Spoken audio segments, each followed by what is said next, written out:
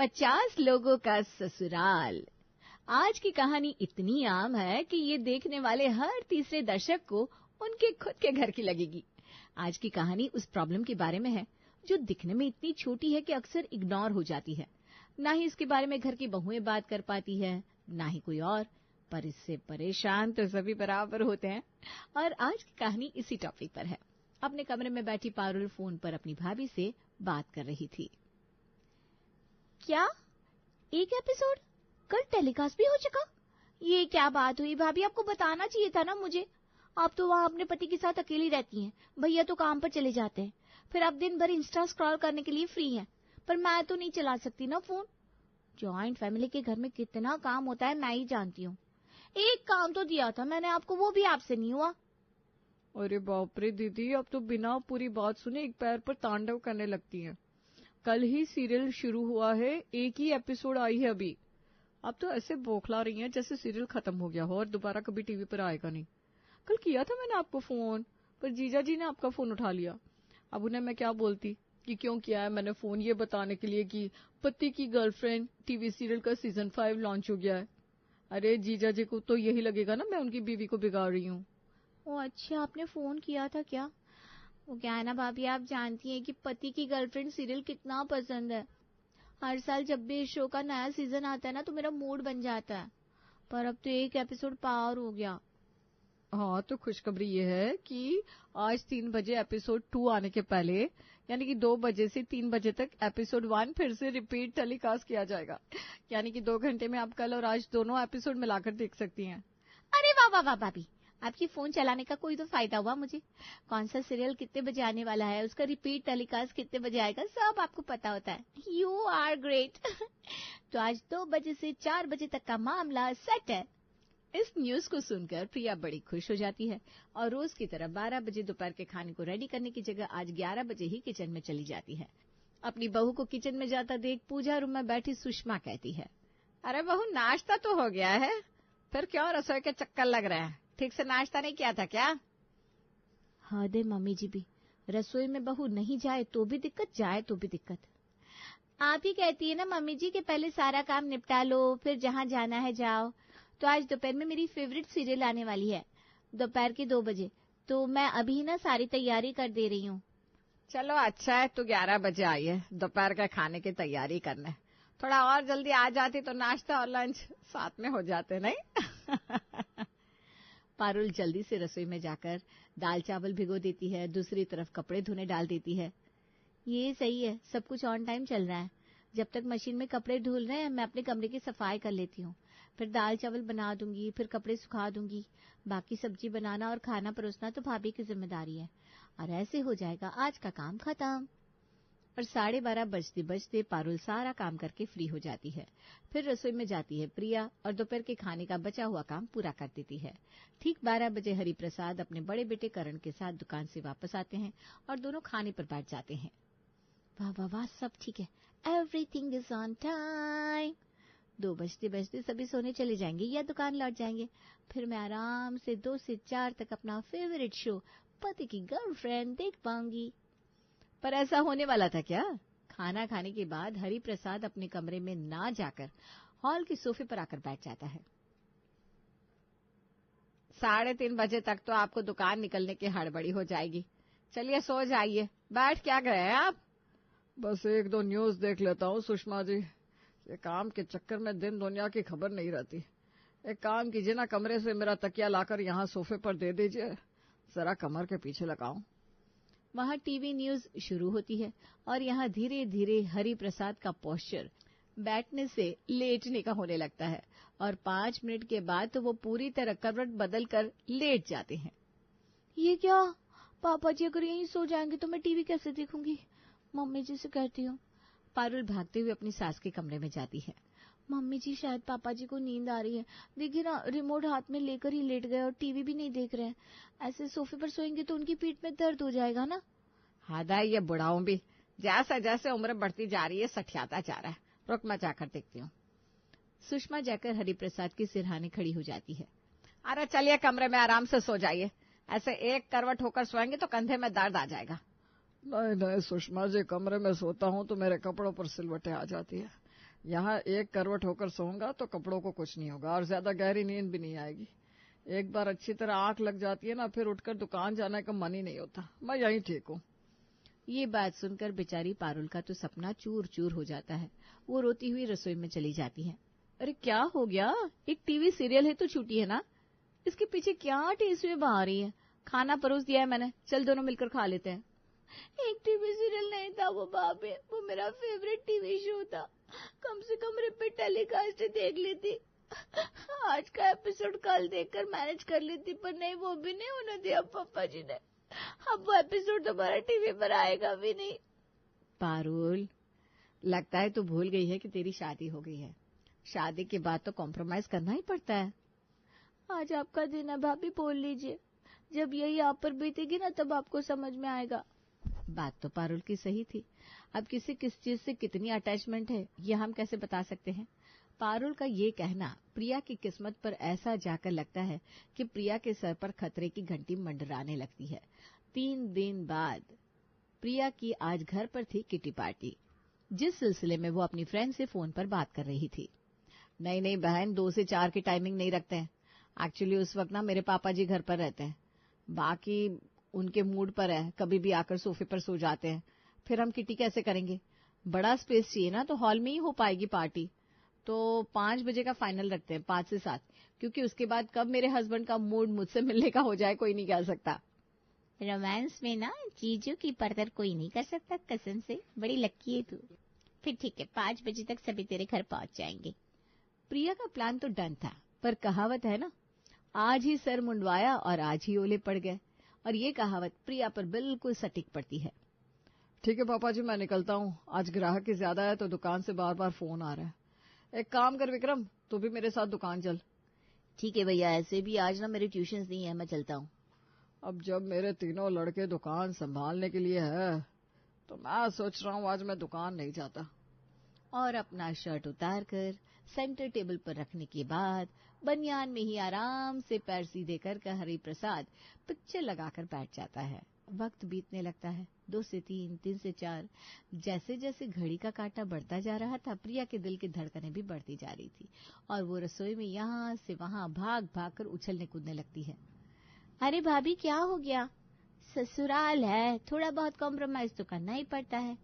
क्या होगा, ज्यादा से ज्यादा आपकी फ्रेंड्स पापा जी को बनियान में देखकर वापस लौट जाएंगी।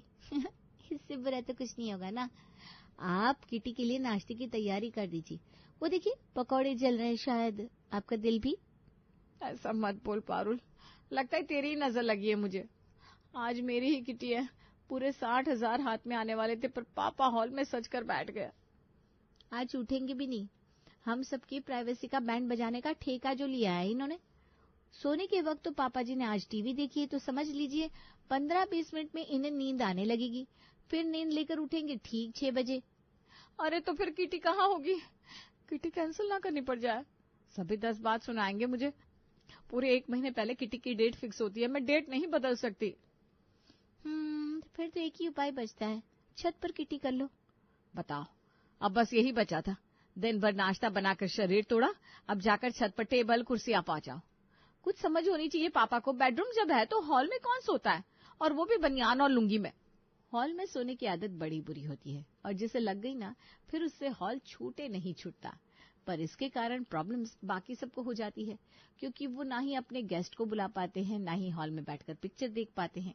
और कुछ ऐसी ही प्रॉब्लम घर की दोनों बहुओं को हो रही थी। इसी तरह दिन बीत रहे थे कि एक रात, इस घर में हॉल में कुछ प्लान करना अपने पैरों पर कुल्हाड़ी मारने के बराबर है। पर मेरे कमरे में तो पापा आकर सोएंगे नहीं। रात को जब करण आएगी तब उन्हें सरप्राइज दूंगी एनिवर्सरी का। और लाल रंग के बलून्स और फूलों से प्रिया अपने कमरे को खूबसूरती से सजा लेती है।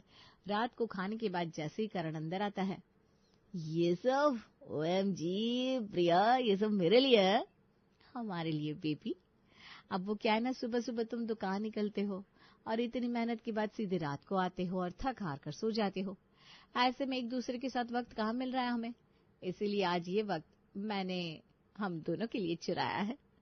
वहां प्रिया और करण एक दूसरे से बात कर रहे थे। यहाँ सुषमा घर के मेन गेट के बाहर रखी चप्पलों को अंदर कर दरवाजा बंद कर रही थी। इतना बड़ा शू रैक लाकर रख दिया, फिर भी इन्हें चप्पल जमीन पर ही रखनी होती है। हो जाएगी ना चोरी तब समझ में आएगा। अरे सुषमा, तेरा काम खत्म नहीं होता, रात की 10:30 बजे भी चप्पलें उठा रही है। मेरा तो बहन ये रोज का काम है, पर तू इतनी रात गए बाहर क्या कर रही है? क्या बताऊं सुषमा, तू तो जानती है मेरे बेटे की शादी है 1 हफ्ते में। अब मेहमानों को खुद अकल होनी चाहिए ना कि शादी के 1-2 दिन पहले आए। अभी से आकर सब बैठ गए हैं। अब ऐसे में कहाँ होटल बुक करूं, क्या करूं, कुछ समझ में नहीं आ रहा। ये अच्छा है सुजाता, ऐसे तो तू मुझे बहन बोलती है और जरूरत के वक्त मुझे ही भूल जाती है। तेरे मेहमान मेरे घर पर भेज दे सभी को। मेरी बहुओं का क्या है, वो तो कहीं भी सो जाती हैं। और सुजाता जो चाहती थी वो हो जाता है। सुजाता सीधे अपने घर जाती है और अनाउंसमेंट कर देती है, हो गया जी एडजस्टमेंट। आप कह रहे थे ना होटल में रूम ले लेते हैं। 1 कमरे का चार्ज नहीं तो भी 2,500 से 3,000 तक पड़ जाता है। अब सुषमा जैसी दिमाग की पैदल पड़ोसन हो तो क्यों पैसे लगाए। जिसे जो जगह समझ में आए वहां जाकर सो जाना। 3 कमरे हैं उसके यहाँ और हॉल भी बड़ा है। और अपने अपने बिस्तर, चद्दर और तकिए लेकर सभी सुषमा के घर पहुंच जाते हैं। प्रिया बस रोमांस में अपने पति के गले लगने वाली थी कि उसके दरवाजे पर दस्तक होती है। चैन नहीं है इन लोगों को भी, पूरा दिन तो दरवाजा खुला रहता है, 2 मिनट अभी बंद किया नहीं कि दरवाजा पीटने लगे ये लोग। अरे बहू दरवाजा खोल, मैं हूँ। अब क्या बताऊं सुजाता, 3 साल हो गए शादी को, अभी भी दरवाजा बंद हो जाता है। क्या करना होता है इन मियाँ बीवी को, मुझे समझ में नहीं आता। देख बहू, सुजाता आंटी के घर पर गेस्ट आए हुए हैं, बेटे की शादी है ना तो वो सब यहीं रुकेंगे।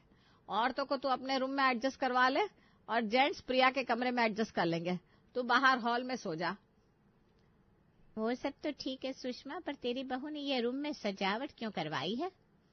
हमें क्या मम्मी जी, मैं तो इसी कमरे में सोऊंगी, यहाँ फोटोज लेने में कितना मजा आएगा ना। पड़ोसियों की गेस्ट सो रहे थे घर के कमरों में और घर के मेंबर्स हॉल में। ओहो, बार बार नीतू का फोन आ रहा है, इन सब के चक्कर में मेरा ब्रेकअप ना हो जाए। घर से बाहर जाकर विक्रम अपनी गर्लफ्रेंड का फोन उठाता है। सॉरी यार नीतू, वो मेरा घर तो तुम जानती हो ना, सराय खाने से कम नहीं है, जिसे देखो आकर बैठ जाता है। अब सभी ना हॉल में आकर सो रहे हैं तो कैसे बात करूं मैं।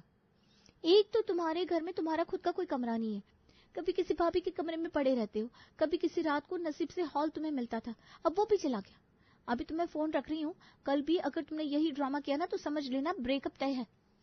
इस मामले में जैसा हरिप्रसाद था वैसे ही उसकी बीवी सुषमा भी। प्राइवेसी के नाम पर बचा था तो सिर्फ एक बाथरूम, पर पड़ोसी आए हुए थे तो वो भी आजकल एंगेज रहता था। ऐसे में अपनी गर्लफ्रेंड से बात करने विक्रम छत पर जाता है, जहां वो देखता है कि उसके पापा छत के चेयर पर ही कमर सीधी करके सो रहे हैं। ये तो हद हो गई, कहाँ जाए आदमी इस घर में। दोपहर में वैसे हॉल में अड्डा जमाए रखते हैं पापा, अब छत पर भी आना शुरू कर दिया। बैठे बैठे कौन सोता है। अब कैसे बात करूं नीतू से। अपने पेरेंट्स से परेशान विक्रम जाता है अपनी भाभीयों के पास रसोई में। मैं तो क्या ही बोलूं भैया, मेरा तो खुद का सत्यानाश हुआ पड़ा है, टीवी तक नहीं देख पाती मैं यहाँ। जिस दिन से ब्याह करके आई हूँ उस दिन से कमरे की कुंडी तक नहीं लगने दी मम्मी जी ने। कभी कभी तो लगता है प्लेटफॉर्म पर सो रही हूँ, कभी कोई यहाँ से आ रहा है कभी कोई वहां से आ रहा है। अब तो वो कमरा भी छिन गया। और नहीं तो क्या, रिश्तेदार तो आकर कह देते हैं बच्चा क्यों नहीं प्लान कर रही, शादी को 3 साल हो गए, अब कैसे कहाँ से करूं बच्चा प्लान। आपका ब्रेकअप होने में ही फायदा है भैया, क्योंकि नीतू अगर यहाँ आ गई ना तो उसके भी रोते हुए ही दिन गुजरेंगे। प्रॉब्लम से भागने की मत सोचिए भाभी, प्रॉब्लम से निपटने की सोचिए। अगर हम अपने पर आ गए तो क्या पापा मम्मी और क्या ये मेहमान। पापा अगर सोफे में लेटे हुए हैं ना तो आप भी टीवी चला लीजिए, आखिर में क्या होगा, आवाज के कारण नींद टूटेगी और खुद चले जाएंगे कमरे में। बस बस देवर जी, मैं समझ गई मुझे क्या करना है। और आज इसके पहले कि सुजाता के गेस्ट रात को सोने के लिए प्रिया के कमरे में आते, प्रिया अपनी सहेलियों को बुलाकर अपने कमरे में किट्टी पार्टी शुरू कर देती है। अरे भाभी जरा जगह दीजिए ना, हमें सोना है। ये आया तुझ पर, तू गाना गाना स्नेहा, और बिना गूगल किए, वरना हर बार तू चीटिंग करके गिफ्ट ले जाती है। अरे भाभी ये तो सुन ही नहीं रही। अरे बहू। क्या हो गया आंटी जी, आप डिस्टर्ब क्यों कर रही हैं? देख नहीं रही है हमारी किटी पार्टी चल रही है। आज मेरी सहेलियां मेरे कमरे में ही सोने वाली हैं। आपको सोना है तो आप मम्मी जी के कमरे में चली जाइए अपनी पलटन के साथ। प्रिया अपने कमरे को इस तरह भर लेती है। अब विक्रम भी अपना दिमाग चलाकर अपनी भाभी पारुल के कमरे में अपने दोस्तों के साथ लैपटॉप लेकर बैठ जाता है। बेटा सोने का वक्त हो गया हमारा। अब मैं क्या बोलूं अंकल, मेरे तो एग्जाम है, अब देख सकते हैं हम सब बैठकर पढ़ाई कर रहे हैं। ये सुनवाने लेकर आई थी सुजाता, चलो भैया यहाँ से। सारे मर्द गुस्से में वापस लौट जाते हैं और लेडीज चली जाती हैं सुषमा के कमरे में। क्या है ये सुषमा, क्या तो बिस्तर पर सजकर बैठ गई है? मेरी बहन कहाँ सोएगी, उसे आर्थराइटिस है, वो जमीन पर नहीं सो सकती, तू सो जा। एक तो इन्हें जगह दी और अब ये मुझे ही जमीन पर सुलाना चाह रही है। मैं कहाँ सोऊं सुषमा जी, आपके मेहमानों ने तो मेरा बिस्तर ही छीन लिया। मेहमानों के कारण पूरी रात न सुषमा सो पाती है, न ही हरिप्रसाद, और अगली दोपहर मेहमानों के जाने के बाद अपनी आदत से मजबूर हरिप्रसाद हॉल में ही कमर सीधी कर लेता है। अब तो आपको हॉल छोड़ना ही पड़ेगा पापा जी। पारुल ऑन कर देती है टीवी और अपना फेवरेट शो देखना शुरू कर देती है। दूसरी ओर प्रिया रसोई में जोर जोर से मिक्सर ग्राइंडर चलाने लगती है। अरे मैं यहाँ सो रहा हूँ, तुम्हें दिखाई नहीं दे रहा है क्या बहू? बिस्तर तो कमरे में भी है पापा जी, पर टीवी तो नहीं है ना। ये तो आपके खुद की समझ की बात थी, और आपकी नींद पूरी नहीं हुई उसमें हमारी क्या गलती? हमने तो उन्हें बुलाया नहीं था, वो तो मम्मी जी का बड़ा दिल था, और उसके बाद भी सुजाता आंटी लोगों को पकड़ पकड़ कर मम्मी जी की बुराइयां कर रही हैं। बस फिर क्या था, हरिप्रसाद और सुषमा समझ जाते हैं कि वो क्या गलती कर रहे थे। विक्रम के ऐसे आइडिया के बाद हरिप्रसाद वक्त बेवक्त हॉल कैप्चर करना छोड़ देता है और सुषमा मोहल्ले के लोगों को अपने घर पर बुला बुला कर ठहरवाना छोड़ देती है और सबकी लाइफ सॉर्टेड हो जाती है।